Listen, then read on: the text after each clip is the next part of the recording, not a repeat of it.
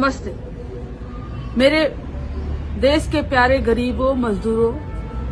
अगर आपको यह लग रहा है कि मनरेगा का सिर्फ नाम बदल दिया गया है, वहां से महात्मा गांधी जी का नाम हटा दिया गया है और पूरी जो कानून है वो एज इट इज है, तो आप गलतफहमी में हैं। आपको शायद मालूम नहीं है, सिर्फ मनरेगा से महात्मा गांधी जी का नाम नहीं हटाया गया है, जबकि मनरेगा कानून को पूरी तरीके से खत्म कर दिया गया और उसको एक स्कीम में बदल दिया गया है।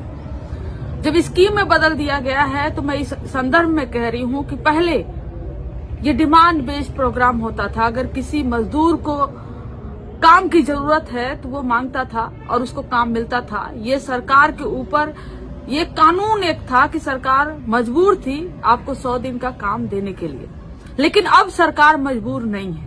अब सरकार तय करेगी कि आपको वो काम देगी या आपको काम नहीं देगी।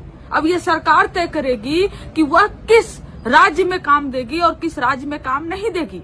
अब ये सरकार तय करेगी कि वह किस विधानसभा में काम देगी और किस विधानसभा में काम नहीं देगी। इसका मतलब यह है कि अगर किसी राज्य में भारतीय जनता पार्टी की सरकार नहीं है तो वहां पर केंद्र की जो एनडीए सरकार है वह काम नहीं देगी।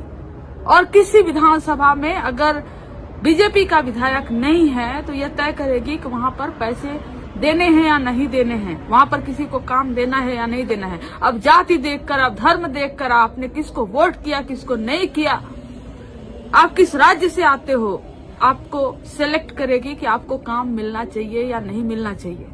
आप वोट करोगे या नहीं करोगे, इसके सिलेक्शन के बाद एसआईआर के माध्यम से आप मनरेगा कानून को पूरी तरह से खत्म करके यह सरकार तय करेगी कि आपको काम वो देगी या आपको काम नहीं देगी।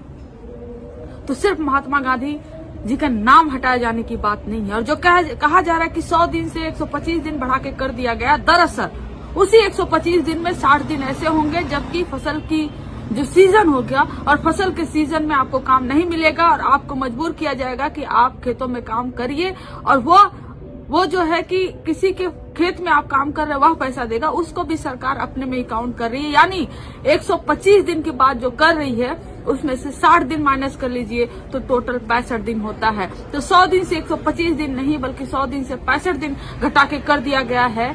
और आपको काम चाहिए या आप नहीं तय करेंगे या आप मांग भी नहीं सकते, यह सरकार तय करेगी, केंद्र की सरकार तय करेगी। जहां पर पहले केंद्र की सरकार 90% पैसा देती थी, अब वो पैसा देगी मात्र 60%। 40% स्टेट गवर्नमेंट के हाथ में है। अगर उसके पास पैसा नहीं रहेगा, स्टेट गवर्नमेंट के पास वो नहीं देगी तो केंद्र सरकार भी पैसा नहीं देगी। यह पूरी तरह से एक धोखा है।